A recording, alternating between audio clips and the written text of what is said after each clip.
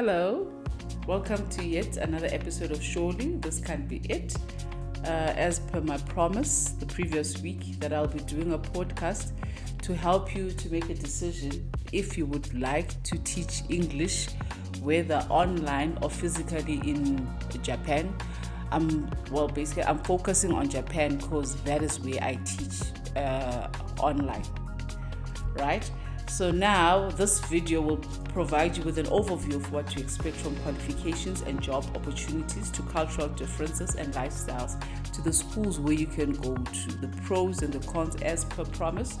So then we'll start off with qualifications and job opportunities. So to teach in Japan, you'll need a typical bachelor's degree and a TEFL certification, right? There are various types of jobs available, including public schools, private language schools, and conversation schools.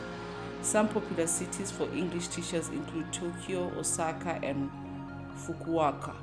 The reason why I'm playing this video and you're not seeing my face today, I just need you to have an idea more or less what Japan feels like. It's not as, it's not a true reflection as to when you are physically there, but it's just to give you an idea if you are considering going there to teach physically, right?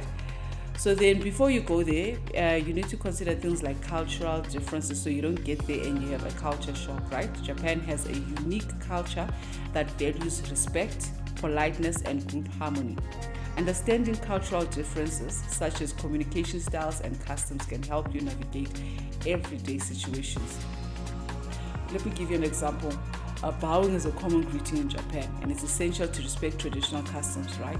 I found out the other day as well that when you're in Japan, it's rude to tip waiters. With us, it's polite to tip waiters. With them, it's rude to tip waiters. So you don't go around tipping people when you get there. So it's just one of those things that you might find it normal and they might find it abnormal.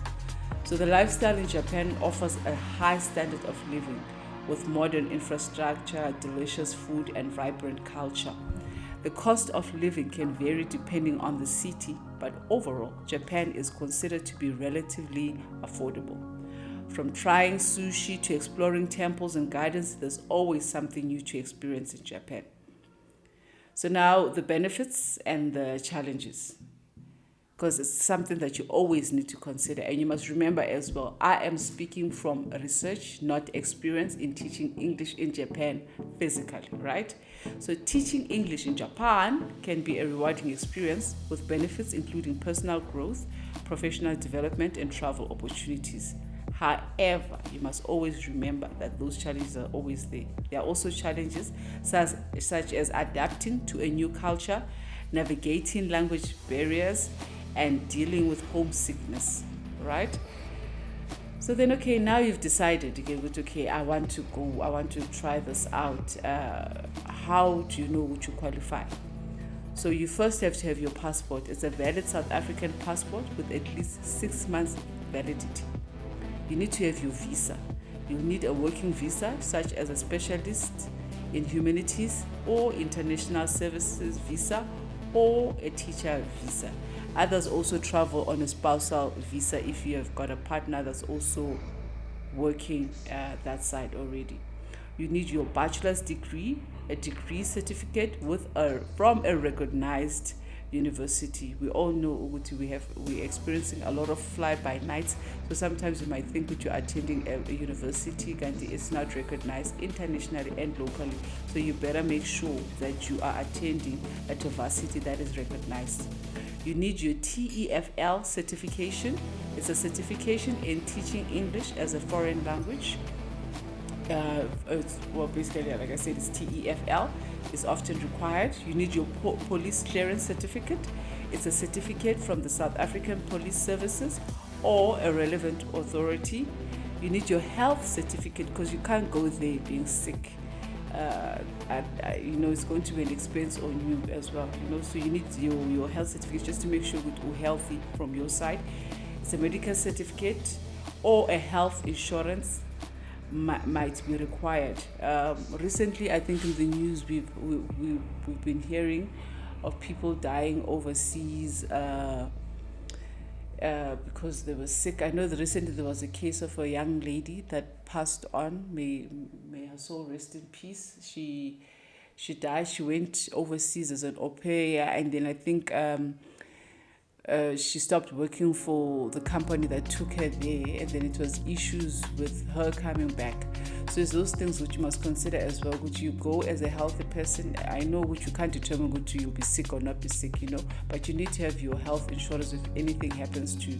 And then you need to have those hardcore conversations as well with your family and your agency that takes you through in the eventuality of your demise or your death. What will happen, so you don't find yourself in a situation where your family is now looking for funding to bring you back home. So you need qualification certificates, any additional certificates such as teaching certificate or an English language proficiency test results from the IELTS or from TOEFL, right? So that is for our physical teaching, right? And then in terms of job placement platforms, I will write them on the description below. You have your JET program. It's a Japan exchange and teaching program. It's a government-run initiative that places foreigners as ALTs. Those are assistant language teachers in public schools across Japan. You have your Interac, a private company that dispatches ALTs to public schools nationwide. You have your AEON Corporation. It's a large EQA conversation school chain with over 320 branch schools nationwide.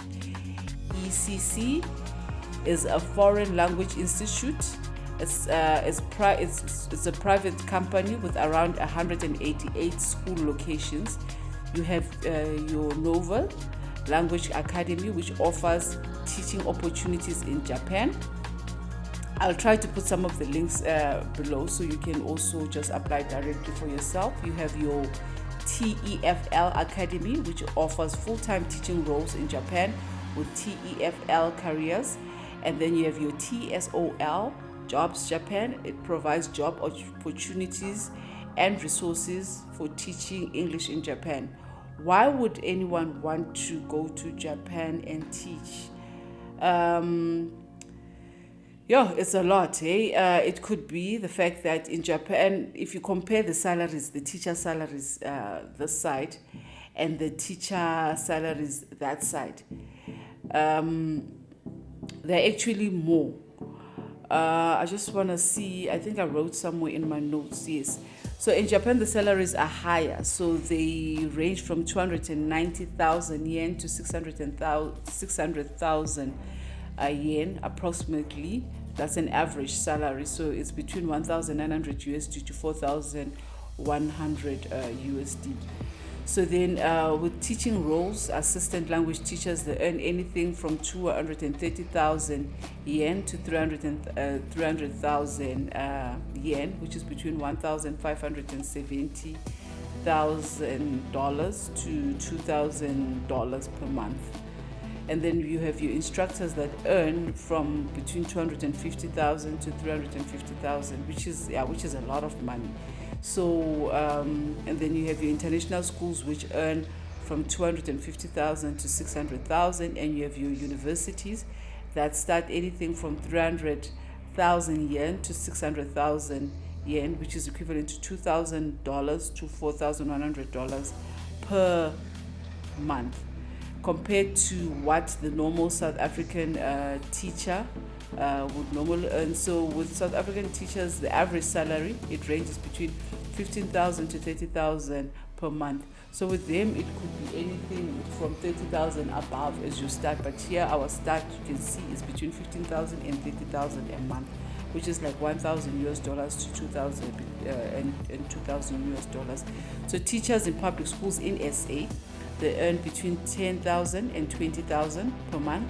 In private schools, they earn 15,000 to 30,000 per month, and online teaching between 5,000 and 15,000 a month. So then you see, it would make sense to go and teach English in Japan, because Japan tends to offer higher salaries for English teachers, especially in international schools and universities. The cost of living in Japan, particularly in cities like Tokyo, is higher compared to South Africa. So it would be up to you then to work out, is it a move that is worth it? South African salaries vary greatly depending on the province, the school, the type, and the qualifications. And then online teaching opportunities in South Africa may offer lower salaries compared to traditional roles. So that is one thing that you need to consider. So I think I've given you most about it as much as I can in terms of information. You might ask yourself, the hard questions, are they racist? Are they not racist? If you're a black person, if you go there, if you leave your home and you decide to go to Japan, we have problems with racism. What I've discovered is that the black community in Japan is growing, with many individuals contributing to the country's cultural landscape. However, you might still face challenges related to racism or cultural differences. There are some individuals that say they've experienced discriminations, that's behaviors including racism. The cultural differences, Japan's unique culture, norms, and customs can sometimes differ and lead to misunderstanding or difficulties for foreigners. So it doesn't matter whether you're white, Indian, black, colored. For the fact that you're a foreigner, you might experience that cultural difference. Limited representation. So minority groups, including black people, may face limited representation in media, education, and other spaces. So with me, why I started online teaching, I was referred to obviously by a brother of mine. His daughter taught English at Native Camp. So that was the school of my choice that I teach through. So it's the only platform that I use in terms of teaching English. There are other schools, of course, that teach English. I just want to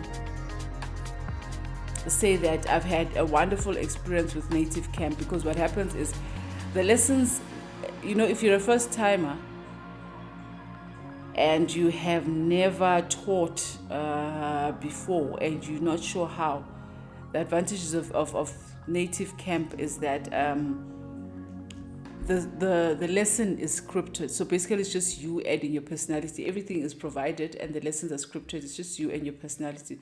So how I went about it was that I did the proficiency test. I got 100%.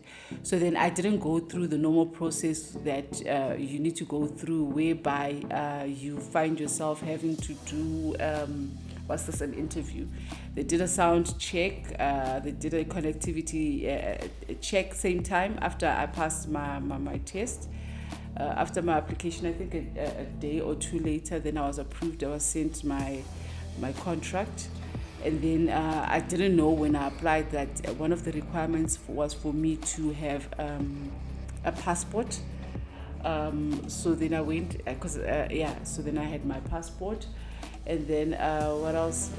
What was required? Then in terms of if your salary is paid through Pioneer, something like PayPal, where your salary is paid every fortnight. So depending on the lessons that you've had, you need to reach a specific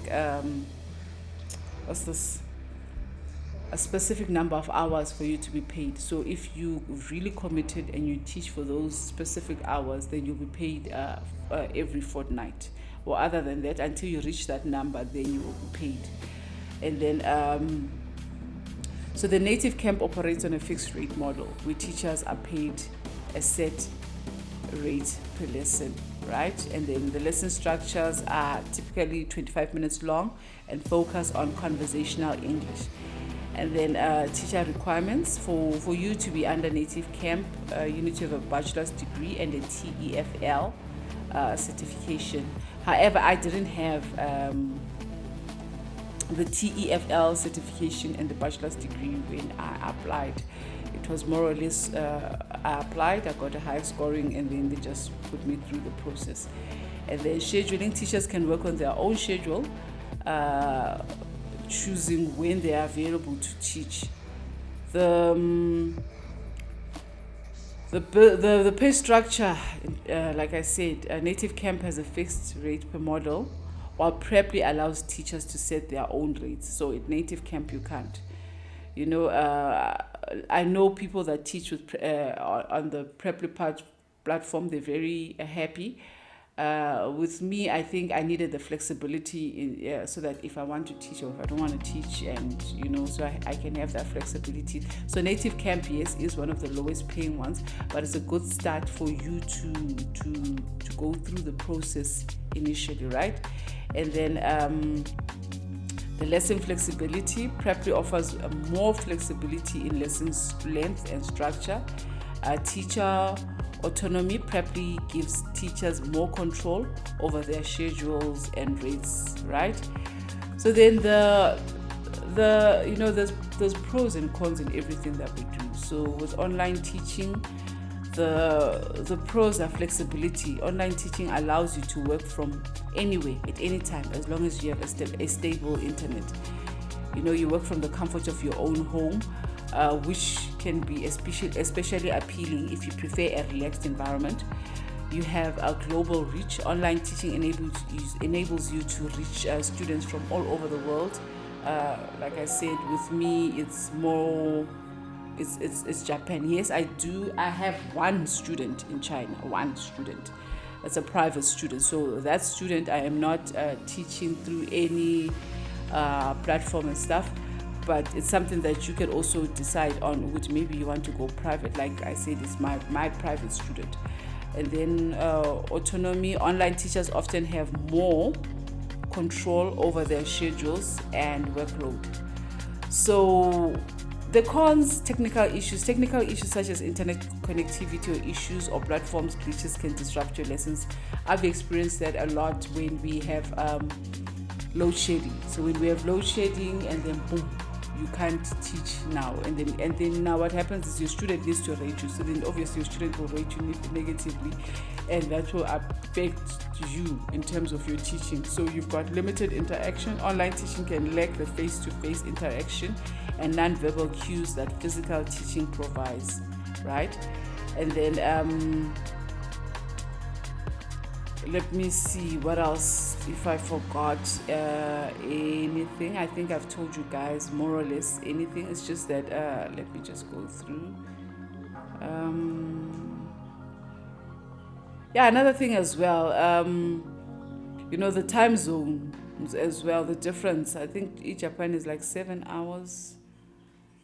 7 hours. Is it behind us? I have to double, So it helps in terms of more South African, which it helps the time difference. It helps a lot. Online teaching platforms are your EOKids, your Preply, your OneCoin English, your Cafe Talk, your Panda, Everywhere in English, your Lingoda, your Class Talk, your VIPKid, and your VIPKid, right? So I think that about covers it all. For you to get your documents, if you're going to physically teach in Japan, you might need about 5,000 to prep everything. So more or less, I would say, then you need a side hustle. And now you're thinking already, what she talking about? Because already, namanji, the budget is tight. Where am I going to get the 5,000? I have an idea. You know what? We need to be solution driven. When we come up with anything that might cost money that people don't have, we need to have a solution as to what to do about it.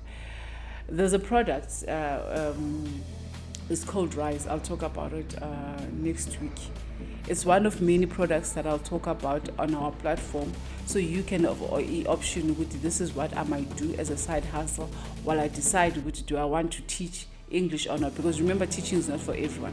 So in Rise, you can be a seller, you can be a a distributor. I'll explain more about it. It's a multi-purpose cleaner, but it also got a jigger corner, a dishwasher, and all that. So I'll give you a bit of history, a bit of background, and then you will see. So if online teaching is for you, but you don't have the funds to forge ahead, then think about selling or distributing the Rise products, right? But if teaching is also not for you and you want a plan B, Rise is something that you can consider doing full time. I can guarantee you it has helped a lot of households. The profit margin now corner 40 is actually very good. So something that you should consider. But we're not what's this? So like I said, with every problem that we encounter, we need to also find a solution, because on this platform, my aim is that we are solution driven. But I'm hoping that you're also looking at the video and you're considering, because my crowd is a young crowd, which you consider, and maybe going to Japan or would also tola a full physical experience. And I'm sure you are looking at it and you are seeing the beauty button of it all.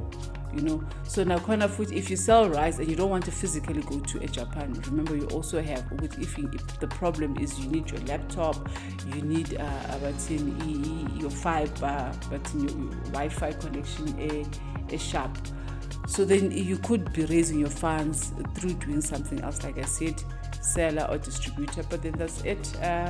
Thank you so much for tuning in. I'll see you on the next episode, where I explain to you what Rise is about, because here we cover options in terms of employment, and we cover options whereby you either a hustler or you're an up and coming business person. Thank you so much for tuning in. Until next time, bye.